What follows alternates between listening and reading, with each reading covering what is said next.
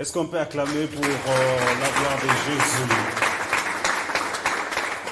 Voilà, merci très chers fidèles téléspectateurs de partout où vous nous suivez, ici localement à vol d'oiseau, et vous nous suivez aussi en ligne sur Internet. Nous vous disons merci, et surtout merci à Madame Titi, bien sûr depuis Londres, elle qui nous soutient d'une manière ou d'une autre, et merci aussi à l'excellence Thierry Patrick André Kakwata. Chaque année, nous avons pris l'habitude de célébrer la Pâque ainsi que la Pentecôte. Et c'est un mois pascal. Et nous sommes là avec le révérend pasteur Jacques Kremer pour, encore une fois, savoir quelque chose sur la Pâque. À qui nous disons, pasteur, bienvenue. Merci. Nous rappelons que vous êtes le pasteur Jacques Kremer. Et la population connaît seulement Jacques Kremer. J'ai toujours posé cette question. Je ne sais pas si aujourd'hui on aura un plus ou on va rester toujours à ce niveau-là. C'est tout ce que j'ai comme nom. Est-ce qu'on peut une fois applaudir pour la gloire de Jésus?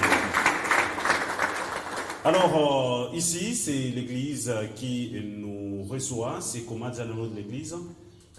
Sel et lumière. Sel et lumière. Pourquoi vous avez voulu que ce soit sel et lumière? C'est par rapport à la vision que Dieu nous a donnée.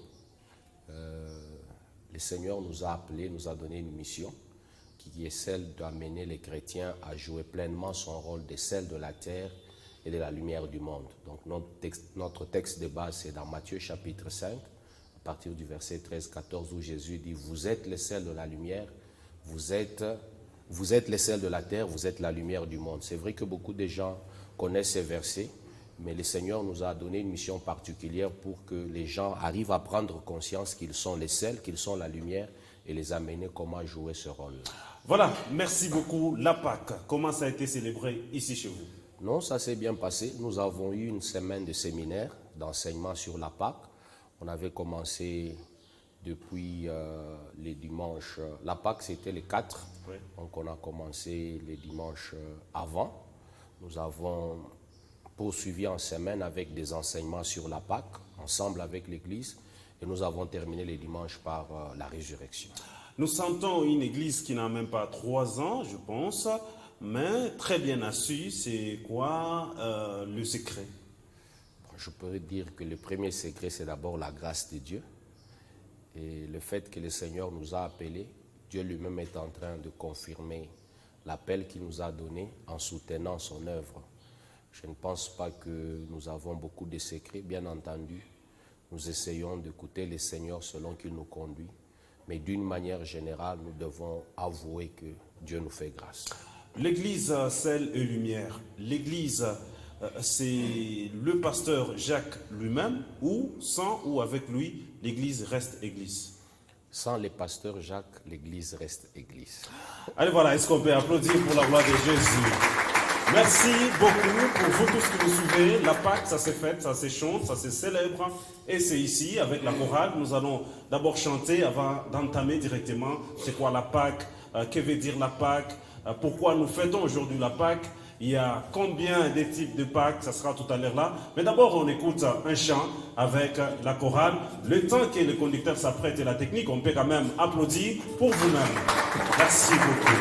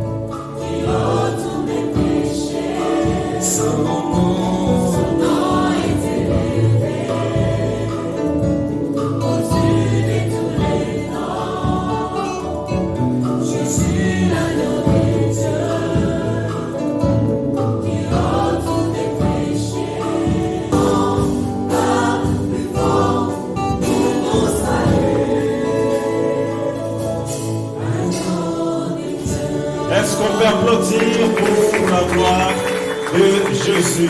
Allez, vous qui nous suivez, nous informons que nous sommes en direct pour cette fête, bien sûr, pascale. Alors, on va déjà entrer dans la matière, pasteur. La Pâque, c'est quoi la Pâque? Bon, je dirais d'abord que la Pâque, c'est une fête qui est d'abord célébrée en Israël pour éclaircir un peu ceux qui sont en train de nous suivre. En Israël, il y a 3 principales fêtes. La première, c'est la fête de Pâques. Nous avons la fête de la Pentecôte et la fête de la et la fête des tabernacles. Et la fête de la Pâque, c'était une fête, d'abord à l'origine. Elle était célébrée par les enfants d'Israël pour commémorer leur sortie du pays d'Égypte. Ils ont été esclaves pendant 400 ans. Et la nuit où ils sont sortis de l'Égypte, le Seigneur a institué l'immolation de l'agneau. Et c'est devenu une fête qu'ils doivent célébrer chaque année. Et c'est cette fête-là qu'on appelle la Pâque. Bien entendu, elle a une signification pour les Juifs, mais elle a aussi une signification pour nous les chrétiens. Alors, pour nous, c'est quoi la signification? Effectivement, ce qui s'est passé en Égypte, c'était l'ombre des choses à venir.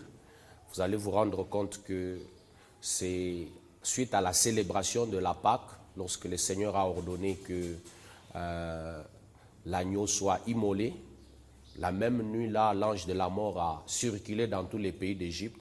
Et tous ceux qui avaient immolé l'agneau, tous ceux qui avaient mangé l'agneau avaient été épargnés. C'était une préfiguration de ce qui s'est passé à la croix.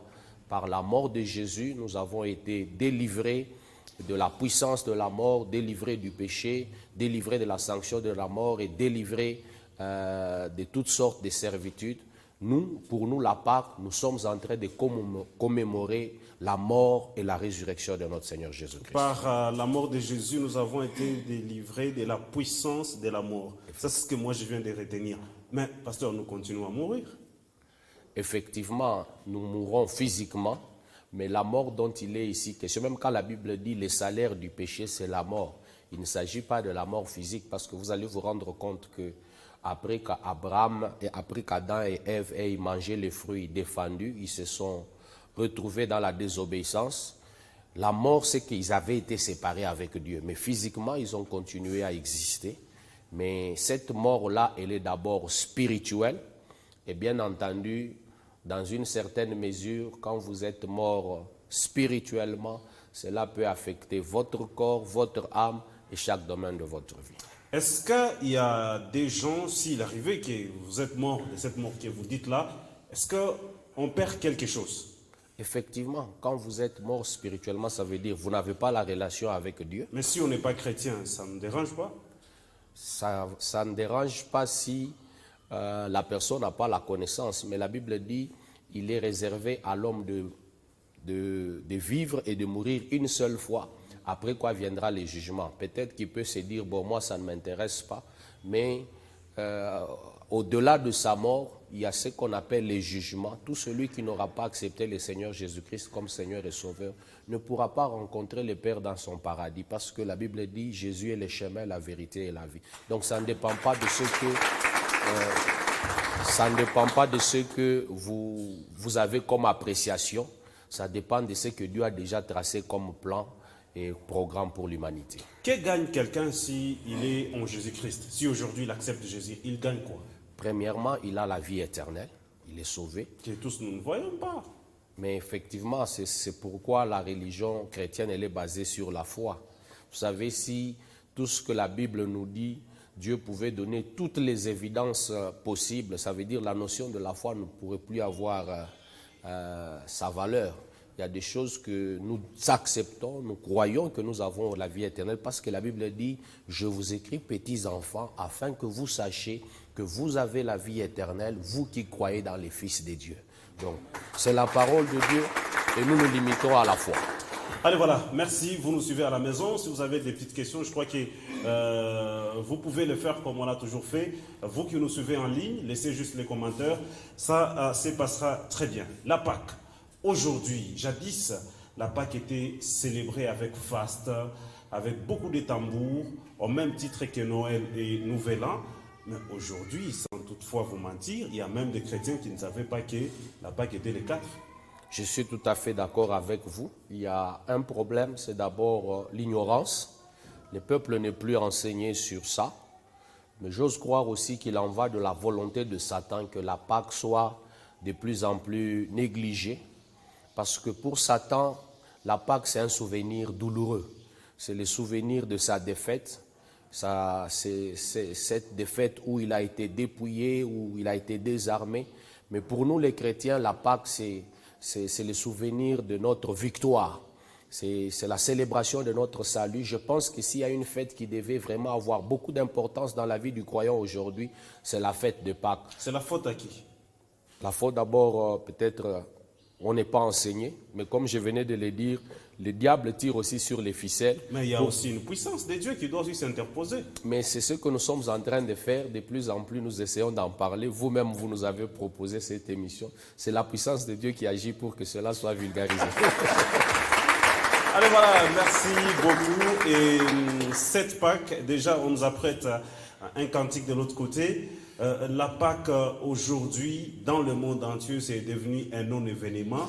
Mais comment est-ce que vous pouvez faire pour qu'il puisse revenir? Certes, il y a quelques émissions, vous essayez d'en parler, mais chaque année, nous voyons que la situation se détériore. Parce que l'année passée, on a quand même parlé. Cette année, un tout petit peu, d'ici 2030, est-ce que la Pâque sera la Pâque que tous on a vécu, même si on n'est pas tellement grand, mais quand nous étions quand même un tout petit peu jeunes, ça parlait d'elle.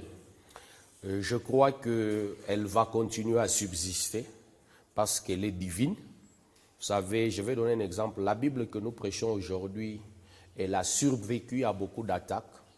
Tout ce qui revêt un caractère divin a toujours été la cible de Satan. Il n'y a pas que la Pâque, il y a le christianisme lui-même, il y a la Bible, ainsi de suite. Mais en dépit de toutes ces attaques, la Bible a subsisté. Il y a même des savants à l'époque qui voulaient démontrer que Dieu n'existait pas.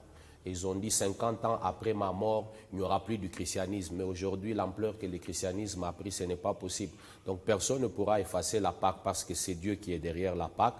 Mais nous avons aussi une responsabilité, nous les églises, nous les chrétiens, les hommes de Dieu, nous devons pouvoir enseigner le peuple de Dieu. Parce que la Bible dit, mon peuple est détruit parce qu'il lui manque la connaissance. Et le moyen de transmettre la connaissance, c'est l'enseignement. Donc il en va de notre responsabilité, les hommes de Dieu, les responsables au niveau des églises. Nous devons tenir compte de cette saison qui est une saison annuelle. C'est une fête qui revient chaque fois, une fois par an. C'est à nous de sensibiliser le peuple de Dieu et de valoriser cette grande fête qu'est la Pâque. Merci beaucoup. Aujourd'hui, la Pâque, c'est beaucoup plus symbolisé par la Sainte Seine. Nous nous souvenons de tout ce qui s'est passé pour que nous soyons sauvés. Mais la plupart d'églises ne célèbrent plus la Sainte Seine, à part par exemple une communauté comme, je peux citer par exemple comme 31, par exemple méthodiste, tout ça. L'église catholique, c'est régulier, la Sainte Seine est célébrée, mais la plupart de nos églises, ça s'est fait une fois l'an, ainsi de suite. Pourquoi ces contrastes-là, si je peux les dire ainsi? Je pense aussi que ce n'est pas une façon de faire les choses qui doit être encouragée, parce que lorsque nous nous référons aux Écritures, Jésus nous le recommande, il dit « Vous ferez ceci en mémoire de moi ». Donc, la Pâque, chaque fois, nous ne devons pas seulement attendre le 4 avril ou le mois d'avril ou de mars, parce que ça tombe généralement au cours de ces 2 mois. La Pâque, nous pouvons la célébrer chaque jour. C'est vrai qu'au mois d'avril, c'est une célébration solennelle où le monde entier le célèbre en même temps, à la fois, dans toutes les nations du monde entier. Mais comme c'est la célébration de notre salut, c'est chaque jour que nous célébrons la Pâque parce que derrière cette célébration, il y a toujours une puissance de Dieu qui se manifeste. Est-ce que c'est un déficit dans nos églises aujourd'hui, surtout les églises de réveil? Effectivement, si on ne la célèbre pas, je peux dire que c'est un déficit. Voilà, on va quand même écouter quelque chose en applaudissant ensemble avec vous. Vous qui nous suivez à la maison, soyez concentrés, il faut chasser les enfants s'ils sont en train de vous déranger car c'est de la matière qui entre. On écoute d'abord cette chanson et on va continuer tout juste après.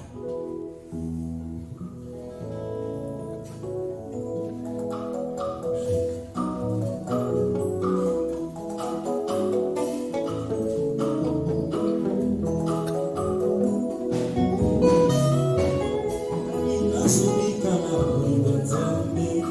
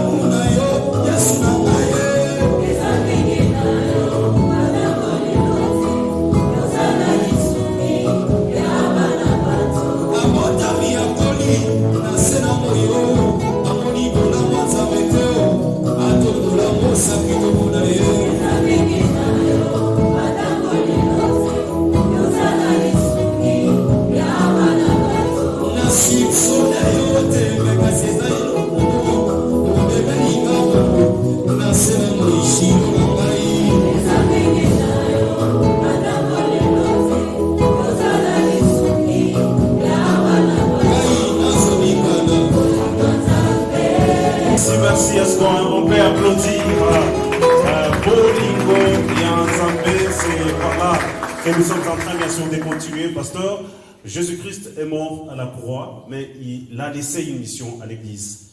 Allez et faites de toutes les nations les disciples. Jadis, quand je parle de vous, c'est-à-dire vous représentez les églises, vous me disiez l'Internet n'était pas une très bonne chose, c'était la sorcellerie, c'était 666, comme aujourd'hui l'Église nous a fait peur pour prendre les vaccins du coronavirus. Mais moi aujourd'hui j'ai peur de prendre ces vaccins parce que l'Église a vraiment diabolisé cela. Mais cette Église aujourd'hui on ne voit plus l'évangélisation comme c'était avant, les gens descendaient dans des marchés, les gens étaient dans des taxis. Aujourd'hui c'est tout le monde qui s'est casé sur Internet. Est-ce que c'est la modernisation dans l'Église? Bon, je peux dire que les choses évoluent. Je voudrais simplement prendre l'exemple de Jésus à l'époque où il a vécu. Chaque fois qu'il avait besoin de parler à la foule, plusieurs fois il a utilisé la barque de Pierre. Il s'éloignait et c'était ça son moyen de communication. Mais aujourd'hui, ce n'est plus possible. Les contextes ont changé. Moi, je pense que même si Jésus avait vécu dans cette génération, il aurait certainement pris le micro, il aurait utilisé l'Internet, il aurait utilisé... Ce sont les moyens de communication. Mais pourquoi le volte-face de l'Église? Bon, moi, je ne pense pas que... Peut-être que l'Église a été mal comprise. C'est vrai que je crois que l'Église a beaucoup plus mis l'accent sur l'utilisation. Vous savez, la technologie, elle est bonne, elle peut nous aider dans plusieurs aspects de la vie, même dans le ministère, même dans l'expansion de l'Église. Mais quand vous en faites un mauvais usage, cela peut vous détruire. Aujourd'hui, il n'y a pas que l'Évangile qui passe au travers de l'Internet. On peut ensorceler quelqu'un par l'Internet, on peut faire la fornication, vous pouvez avoir... la prostitution chez vous, dans votre chambre à coucher, au travers de l'Internet. Donc je pense que c'est dans cet aspect de choses-là que cela peut devenir un danger. Mais quand nous savons bien nous en servir pour des fins qui sont nobles, je pense que nous ne pouvons pas nous empêcher de... On ne voit plus les évangélistes dans nos taxis, quand nous allons au marché, ainsi de suite. C'est parce que vous ne les cherchez pas, ils sont là. Mais avant, on les voyait, pasteur. Avant, on voyait, quand nous sommes au marché, on écoutait, ils étaient en train de rassembler les gens. On ne voit plus. À l'époque, je me souviens, pendant les périodes des festivités des Pâques comme ça, on mettait les écrans géants dans des avenues, les gens allaient là-bas. C'est là que même la sœur Sandra Mbouy, je pense, a donné la vie à Jésus. C'était dans la projection du film, tout ça. Ces projets-là sont vraiment partis. Pourquoi c'est, je me répète, c'est volte-face là? Je pense que c'est la raison pour laquelle l'Église a besoin d'un réveil spirituel. C'est vrai que lorsque nous considérons l'histoire de l'Église à travers les époques, il y a toujours un moment où nous tombons, nous passons par une petite somnolence spirituelle. Évangéliser, c'est la mission que Dieu nous a donnée. Allez et faites de toutes les nations des disciples. Les théologiens appellent ça la mission suprême. Donc on ne peut pas exister sans faire l'évangélisation. On ne peut pas amener le salut dans la vie des hommes si on ne travaille pas sur l'évangélisation. Je crois qu'il y a des églises qui continuent à le faire, mais je pense que pour ceux qui ne le font pas, comme je venais de le dire, nous voulons que le Seigneur puisse souffler un nouveau vent au sein des églises, parce que peut-être que vous pouvez penser que c'est une négligence, mais quelque part, nous sommes en train de sombrer dans un sommeil, parce que le diable sait qu'avec l'évangélisation, nous allons vite imposer le royaume de Dieu sur la terre, et celui qui va perdre en pouvoir, en influence, et même dans son emprise sur le monde. Donc, il ne peut que combattre l'évangélisation, mais nous, à l'Église, on ne va pas baisser les bras, on continue à exhorter les églises, même nous ici, nous faisons violence pour que l'évangélisation redevienne le cœur des activités de l'Église. Nous rentrons un tout petit peu en arrière. La Pâque, comment un chrétien doit célébrer la Pâque? Permettez-moi, parce que nous rentrons vraiment à la Pâque, j'aimerais un tout petit peu expliquer à nos téléspectateurs pour qu'ils arrivent à comprendre exactement. C'est vrai que j'ai donné une définition générale par rapport à la Pâque en tant que fête, mais je voudrais que nous puissions un peu comprendre ce qui se passe dans la Pâque. Le mot Pâque lui-même signifie, il vient d'un verbe hébreu, je vous épargne des termes. Ce mot signifie passer outre ou passer par-dessus. Je vais rapidement mettre nos téléspectateurs dans le contexte. Comme vous le savez, la Pâque a été instituée dans Exode chapitre 12. C'était la nuit où les enfants d'Israël sont partis de l'Égypte. Vous connaissez la petite histoire. Le peuple d'Israël a été esclave en Égypte pendant plus de 400 ans. Selon la promesse que Dieu avait faite à Abraham, il a dit « Ton peuple sera asservi par une nation étrangère pendant plus de 400 ans, mais au bout de ces années-là, je jugerai la nation qui les aura asservis. » C'est ainsi que Dieu va susciter Moïse au bout de ces 400 ans pour lui donner la mission avec un but particulier. Il dit, va, j'ai vu la souffrance de mon peuple, j'ai entendu ces cris, maintenant je suis décidé à les délivrer. Mais quand il est arrivé devant Pharaon, il a dit, bon, Dieu m'envoie vers toi pour que je puisse faire partir son peuple. Pharaon sera vraiment choqué, il dit, qui est l'Éternel pour que je puisse me soumettre à lui? Une façon de dire que quand vous êtes esclave, personne ne respecte votre Dieu. Et devant cet entêtement de Pharaon, Dieu va décider de frapper l'Égypte d'une série de plusieurs calamités qu'on appelle les plaies de l'Égypte. Il va y avoir des mouches venimeuses, il va y avoir des grêles de feu, des fourmis, des grenouilles qui vont entrer dans les maisons des Égyptiens. Et par 9 fois, le Seigneur frappe les pays d'Égypte. Et par 9 fois, Pharaon refuse de laisser partir le peuple de Dieu. C'est ainsi. Et pendant que tous ces événements arrivent, il y a des calamités en Égypte, sauf dans une région qu'on appelle Goshen, et c'est là que les enfants d'Israël sont retranchés. Lorsqu'il y a les grenouilles en Égypte, il n'y en a pas à Goshen, parce que Dieu ne frappe pas les justes avec les méchants. Il n'était pas possible que Dieu puisse juger Pharaon et son peuple. Le peuple à Goshen était en sécurité. Mais lorsque le moment de la 10e plaie, parce que quand Dieu se rend compte que Pharaon a beaucoup résisté, Dieu passe à la vitesse supérieure. Nous appelons ça la prise de finition. Ça veut dire Dieu a essayé par plusieurs manières, mais Pharaon s'est entêté. C'est ainsi que Dieu décide de libérer l'ange de la mort pour frapper tous les premiers-nés qui sont dans les pays d'Égypte, en commençant par la maison de Pharaon jusqu'au petit peuple.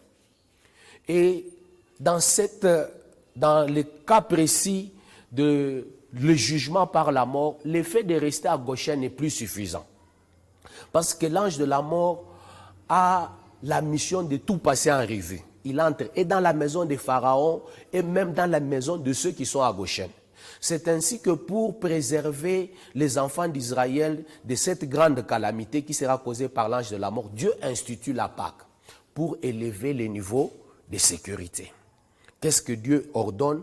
Que chaque famille puisse immoler un agneau.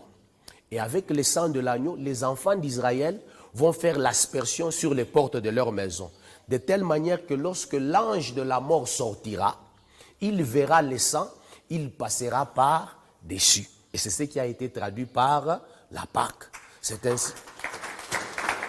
Vous allez vous rendre compte que la Pâque a été instituée, là je vais revenir à votre question, elle a été instituée dans le but de nous délivrer de la puissance de la mort.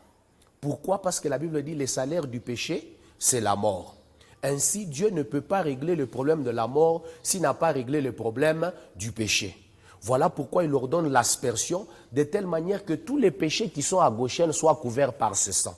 C'était tout simplement une préfiguration de l'expiation que Jésus-Christ a faite sur la croix, selon que la Bible dit que c'est lui, la victime expiatoire que Dieu a offert pour le pardon de nos péchés. Donc, la Pâque nous délivre de la mort en amenant le pardon, en couvrant nos péchés. Parce que ce qui fait exister la mort, c'est le péché. Le salaire du péché, c'est la mort. Donc, Jésus est notre Pâque parce qu'il est la victime expiatoire par son sang. Nos péchés sont couverts. Non seulement que nos péchés sont couverts, mais le fait qu'il soit pendu à la croix, Jésus accepte aussi de prendre notre place.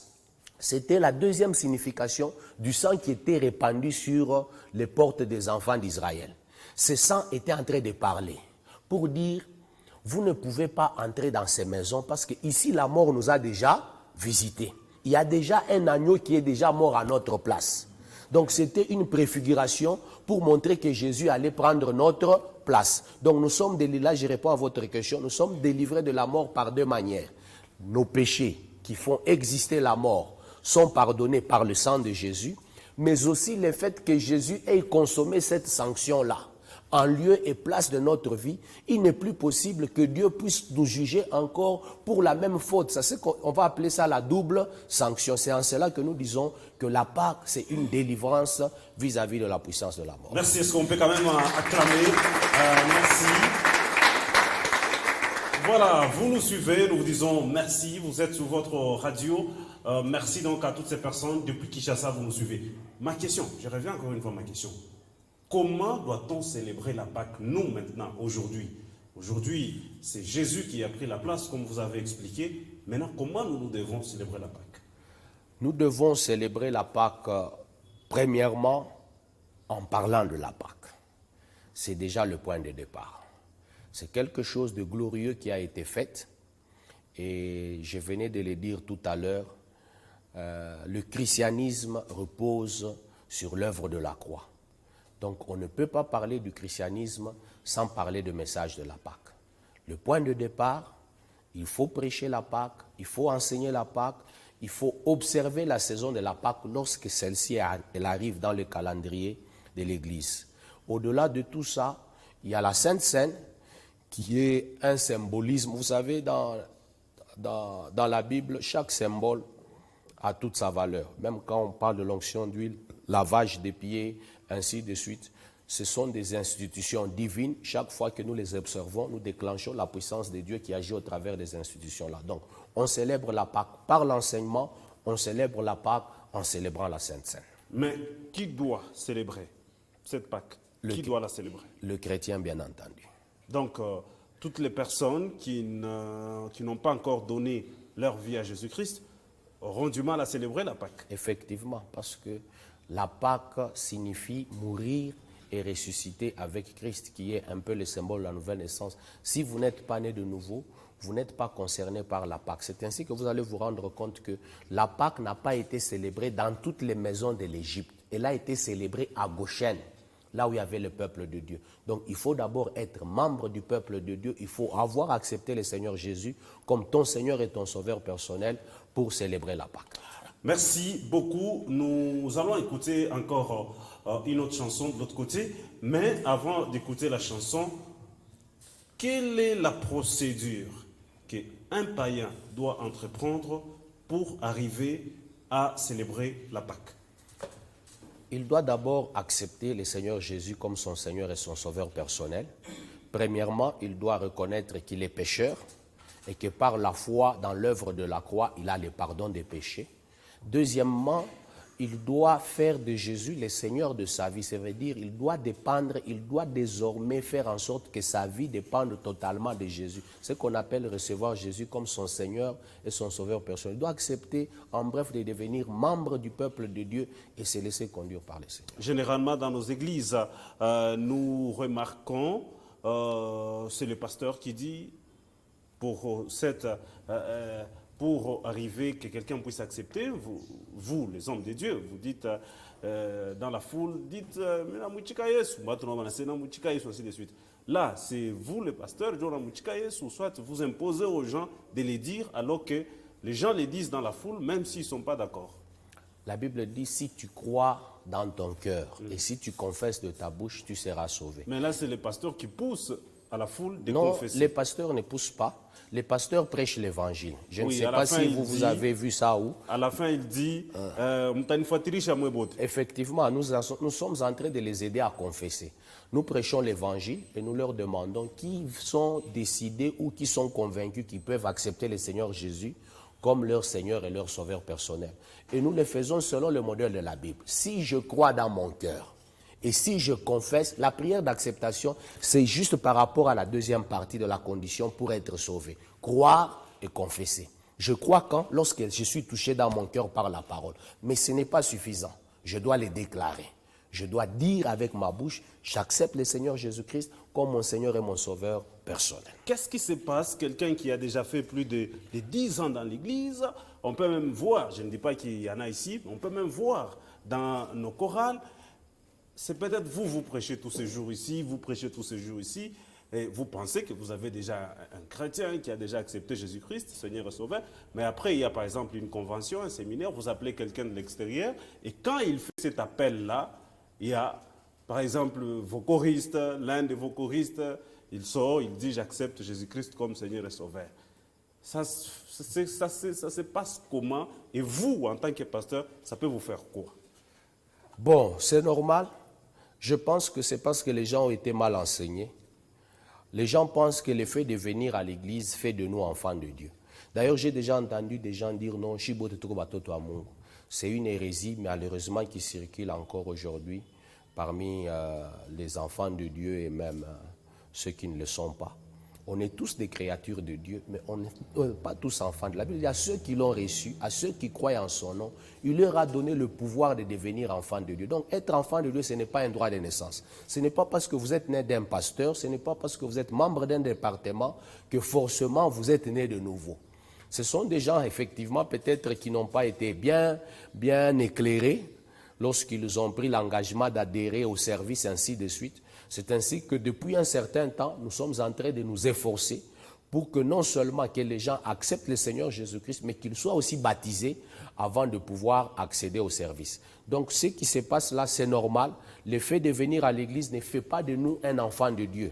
C'est être enfant de Dieu, c'est une relation personnelle que vous avez avec le Seigneur. Et le point de départ, vous l'avez accepté comme votre Seigneur et votre Sauveur personnel. Vous pouvez être vice-pasteur, vous êtes diacre. Si vous ne l'avez jamais fait, le jour où vous avez l'occasion de le faire, il faut le faire. Mais vous, en tant que pasteur, ça vous fait quoi? Si vous êtes proche collaborateur ou pasteur Jacques Kremer, mais visiteur, moi, on a lancé appel, la Mimina Shimam. Moi, c'est en quelque sorte, je peux dire, c'est une humiliation. Non, c'est vrai que par rapport au jugement que les hommes peuvent porter, ça peut peut-être déranger, mais le fait que Watson soit sauvé, la Bible dit, il y a une grande fête au ciel lorsque une seule âme vient au Seigneur.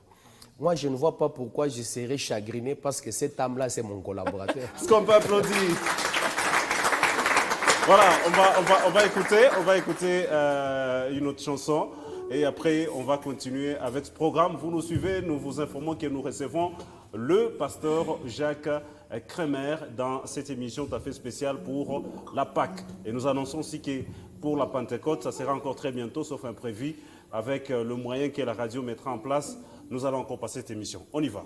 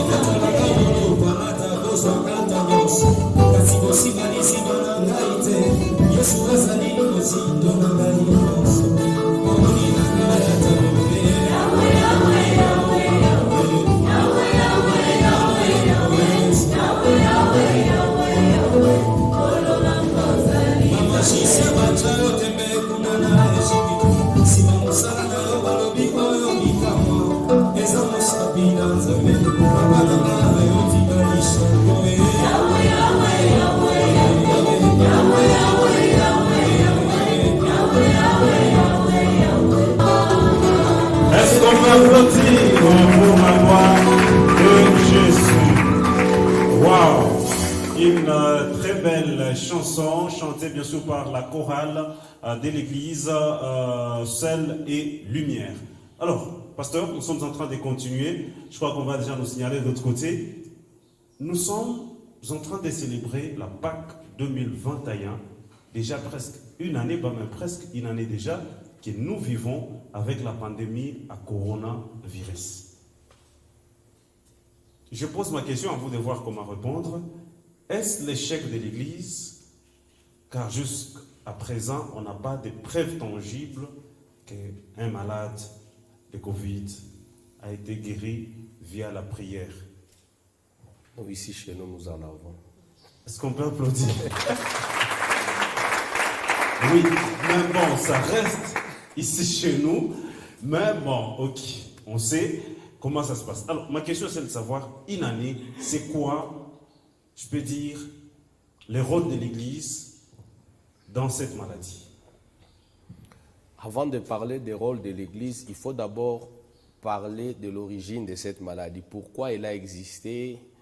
Est-ce que c'est Dieu qui l'a provoqué, ainsi de suite? Parce que vous risquerez de penser que l'Église a échoué, alors que l'Église, vous savez, quand vous lisez dans les Écritures, parmi les choses que Jésus mentionne comme étant les signes de temps de la fin, il parle de peste. Quand vous entendez parler de la peste veut tout simplement dire une maladie virale et contagieuse, exactement comme le Covid-19. Ça veut dire qu'il y a des choses qui arriveront parce que les Écritures doivent s'accomplir. Vous ne pouvez rien changer. On ne peut pas dire forcément que c'est Dieu qui est derrière, mais Dieu peut permettre certains événements pour que les Écritures s'accomplissent afin que le monde se rende de plus en plus compte que nous sommes en train d'approcher le temps de la fin. Mais comme je venais de le dire là, Dieu ne juge pas les méchants avec les justes, même si aujourd'hui les Écritures doivent s'accomplir. Nous qui sommes à Goshen, toi et moi, on est toujours en vie.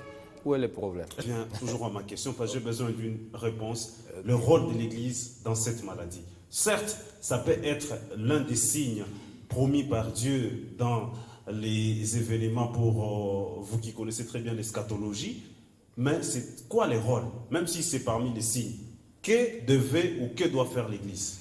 L'Église est là d'abord pour prier, parce que quel que soit ce qui est derrière ça, nous devons prier pour que Dieu préserve l'Église, que Dieu préserve la nation, que Dieu préserve le monde. Et nous prions également pour que les gens soient de plus en plus conscientisés par les événements qui sont en train de se passer à travers le monde. C'est vrai qu'à l'Église, nous prions pour qu'on ne soit pas confinés, qu'on continue à avoir nos cultes, que les gens continuent à travailler, que les enfants partent à l'école. Et jusque-là, c'est vrai que la deuxième vague est revenue, mais nous devons reconnaître que le Seigneur continue à nous faire grâce. Et au finish, la Bible dit que ceux qui se confient en l'Éternel n'auront point hâte de fuir. Celui qui demeure à l'abri du Très-Haut repose à l'ombre du Tout-Puissant. Nous faisons notre part et nous voyons comment les choses évoluent. On n'est pas inquiet, on fait confiance à Dieu, on sait que Dieu contrôle toutes choses. Je visitais quelques églises, je coopère avec plusieurs de mes papas que vous êtes. Des fois, c'est dimanche, je suis ici, l'autre, je suis ici. J'ai quand même vérifié plusieurs églises.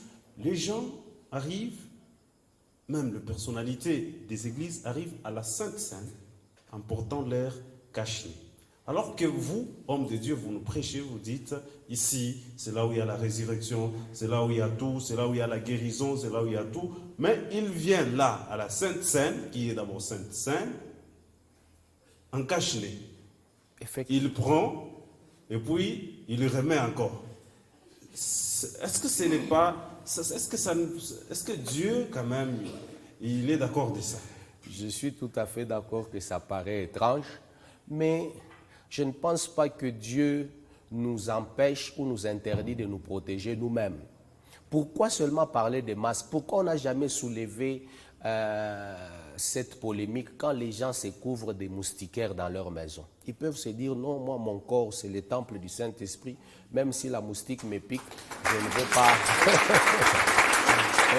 Maintenant, pourquoi est-ce que c'est peut-être parce que la moustiquaire, c'est dans la chambre à coucher et que le masque, c'est en public, mais c'est la même chose. Oui, pasteur, vous avez dit, je peux dire que mon corps, c'est le temple du Saint-Esprit, comme on le dit dans Romains, ainsi de suite, tout ça. Mais le problème est tel que mon corps, c'est le temple, oui, je suis chez moi à la maison. Mais ici, je suis dans les lieux saints. Au-delà, d'abord, je suis d'abord moi-même le temple du Saint-Esprit. Et je viens encore, je trouve les lieux saints. Ça se mélange. Donc, la maladie doit fuir normalement. Bon, je vous réponds par les Écritures. Dieu n'est pas contre. Regardez le jour, parce que nous parlons de la Pâque. Le jour où l'ange de la mort, où il y avait les dangers dehors, Dieu a institué, il a dit que personne ne sorte de sa maison. Mais il pouvait se dire, mais le sang est déjà là. Pourquoi nous avons déjà vaincu la mort? Notre agneau a déjà été immolé. Tu vois? Allez, voilà, nous tendons déjà vers la fin de cette émission, bien sûr spéciale Pâques. Nous sommes en train, bien sûr, de continuer. Alors, aujourd'hui, pour quelqu'un qui est, par exemple, atteint de cette maladie, dans le monde, qui suit cette émission, et c'est vous, pasteur Jacques Remer, vous êtes en face de cette personne-là. Qu'est-ce que vous pouvez lui dire? Bon, je peux lui dire premièrement... La caméra, c'est de ce côté-là plutôt. De ne pas se décourager, parce que pour ceux qui vivent, il y a de l'espérance. Ce qui est impossible aux hommes est possible à Dieu. Je ne vais pas pouvoir mépriser la médication auquel peut-être il est soumis, peut-être qu'il est en train de suivre une cure. Je vais l'encourager, mais je vais aussi l'amener à mettre sa foi en Jésus. La Bible dit, si quelqu'un est malade, qu'il appelle les anciens de l'Église, qu'il prie pour lui en loignant d'huile, et la prière de la foi guérira les malades. Je lui ferai comprendre qu'il n'y a pas que la chloroquine qui est une solution, même la prière de la foi. Ça veut dire qu'il peut aussi mettre sa foi en Dieu, les médicaments soignent, mais la guérison vient de Dieu. Merci beaucoup. En suivant la chronologie des choses, qu'est-ce qui reste pour que Jésus arrive? Je pense que la majorité des signes se sont déjà accomplis. Il y a plusieurs théologies qui vous diront que l'Antichrist va déjà apparaître avant l'enlèvement de l'Église, mais moi je ne pense pas, parce que la Bible dit que les mystères de l'iniquité agit déjà maintenant et n'attend que ce qui les retient ait disparu. Tous les signes se sont déjà accomplis. Selon moi, selon ma compréhension, les derniers signes dans lesquels nous sommes en train de nous introduire, c'est le dernier réveil. Une fois que ce réveil aura commencé, au bout de ce réveil, Christ sera rentré. Est-ce que Christ peut revenir avant que l'Église ne soit reconstruite? La Bible dit qu'il vient chercher une église sans tache, sans défaut, sans ride, ni rien de semblable. Ça veut dire qu'il ne vient pas prendre une église dans la faiblesse. C'est une église qui se relève. C'est pourquoi les réveils, les derniers réveils qu'on appelle en termes eschatologiques la pluie de l'arrière-saison, doit d'abord venir avant que Christ ne puisse prendre l'église. Pourquoi ces derniers temps, nous sommes pendant la période de la Pâque, on tend déjà vers la fin de ce monde? Pourquoi l'Église que vous êtes ne revient pas beaucoup plus sur les événements de Daniel, de l'Apocalypse, de Malachie, pour peut-être, je peux dire, mettre un peu de la terreur dans le cœur des fidèles pour qu'ils nous reviennent? Parce que des fois, quand il y a un pasteur, j'ai suivi un pasteur, je crois, de la Côte d'Ivoire qui a dit il est fatigué depuis qu'il prêche, les gens n'écoutent pas. De toutes les façons, si vous allez en enfer, c'est votre problème. Lui, il a déjà préparé son terrain. Pourquoi on ne revient pas? Bon, je corrige d'abord quelque chose. L'objectif n'est pas d'amener la terreur. L'objectif, c'est de transmettre la vérité. La Bible dit, vous connaîtrez la vérité et la vérité vous affranchira. Quand les gens connaissent comment les choses vont se passer, c'est que la Bible dit autour de l'enlèvement, du retour de Christ, ça leur donne le temps de se préparer. Je suis tout à fait d'accord avec toi que le message du retour de Christ doit retourner à l'église. C'est aussi une distraction. Lorsque vous lisez la parole de Dieu, vous allez vous rendre compte que le message central, parce que je n'ai pas le temps de parler des temps et des époques, les temps messianiques, les temps de la fin, mais retenez tout simplement en bref que le message central des temps de la fin qu'on appelle les derniers jours, c'est le retour de Christ. Ce temps commence dans Actes chapitre 1 verset 9 et le premier message que les anges adressent à la terre, que les ciels adressent à la terre, c'est que c'est Jésus reviendra de la même manière que vous l'avez vu venir. Bien entendu, ça ne veut pas dire qu'on doit prêcher l'enlèvement tous les dimanches, ainsi de suite, mais nous devons régulièrement revenir sur la chose pour que les gens ne puissent pas tomber dans un sommeil qui leur fait croire que leur destinée n'est que terrestre, leur héritage n'est que terrestre. Le chrétien doit comprendre que nous avons un héritage terrestre, mais nous avons aussi un héritage éternel. Jésus dit à Pierre, vous qui avez tout abandonné, vous recevrez les centuples dans les siècles présents, mais dans les siècles à venir, la vie éternelle. Ne parler que du centuple dans les siècles présents, sans jamais parler de la vie éternelle dans les siècles à venir, c'est un déséquilibre que nous devons chasser.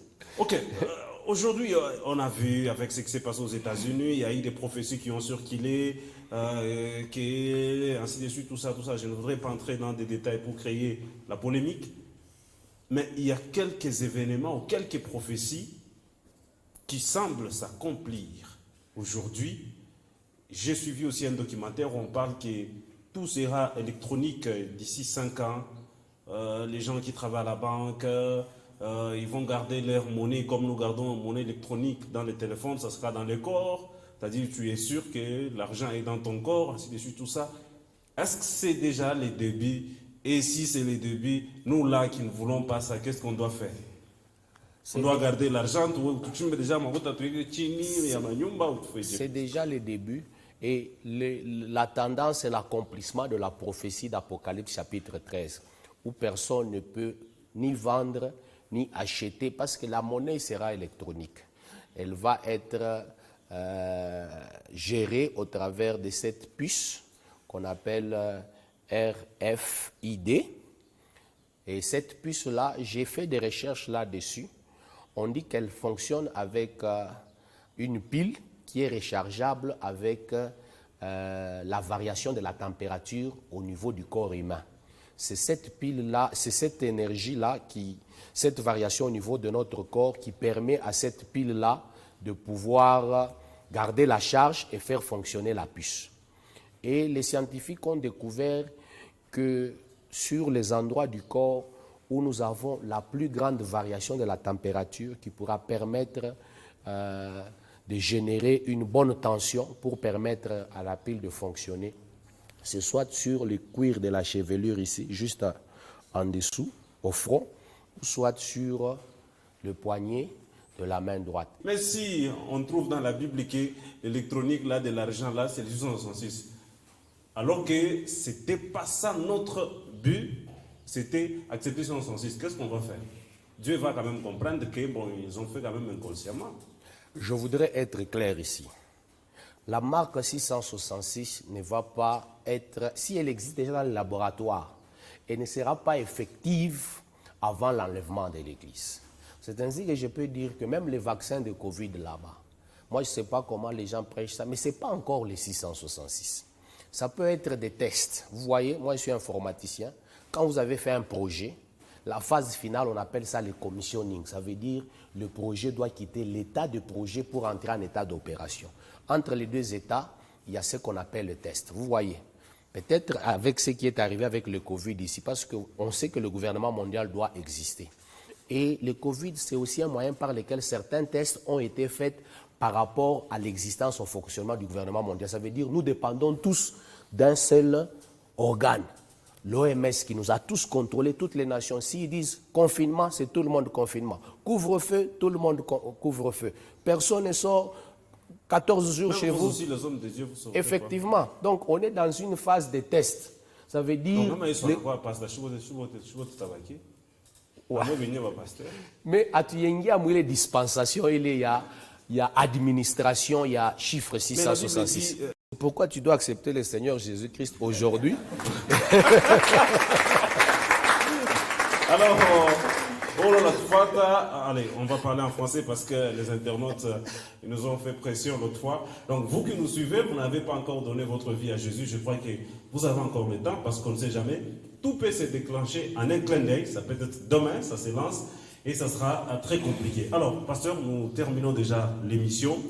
Alors, vous allez lancer le message. D'abord pour la Pâque, comme nous avons su frôler aussi pour les événements du temps de la fin, aussi lancer aussi le message. Merci. Ce que je voudrais dire autour de la Pâque, c'est que le chrétien doit être de plus en plus conscient de cette grande fête. La Bible dit « Mon peuple est détruit parce qu'il lui manque la connaissance ». Aujourd'hui, beaucoup de nos enseignements, c'est toujours autour des esprits des familles, les liens transgénérationnels. Beaucoup nous connaissons sur le monde des ténèbres, mais peu sont ceux qui savent ce que l'œuvre de la croix représente réellement pour la vie du croyant. Plus vous connaissez ce que Jésus a fait, plus vous connaissez les bénéfices qui sont attachés à cet événement, plus vous serez rendu capable d'en jouir tout le jour de votre vie. Connaissez la Pâque, étudiez la Pâque, méditez la Pâque, comprenez les bénéfices de l'œuvre de la croix et appropriez-vous ces bénéfices-là. Parfois, nous sommes en train de nous embrouiller pour rien alors que le salut est si près de nous au travers de la croix de Jésus-Christ. Ça, c'est par rapport à la Pâque.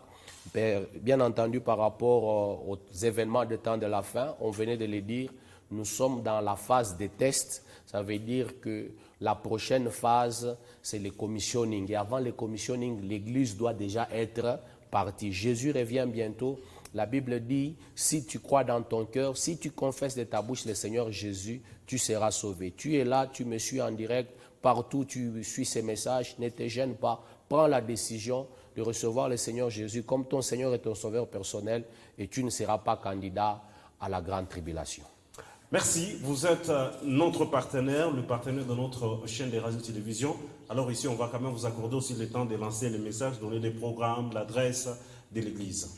Merci. nous, c'est l'église C'est les Lumières. Notre adresse, c'est sur route Kazembe, en face du gouvernorat de la province. En semaine, nous nous réunissons le mardi et le mercredi de 17h à 19h pour les enseignements. Le vendredi, nous sommes dans un culte de prière. Nous les faisons à jeun et nous nous retrouvons ici de 16h à 19h.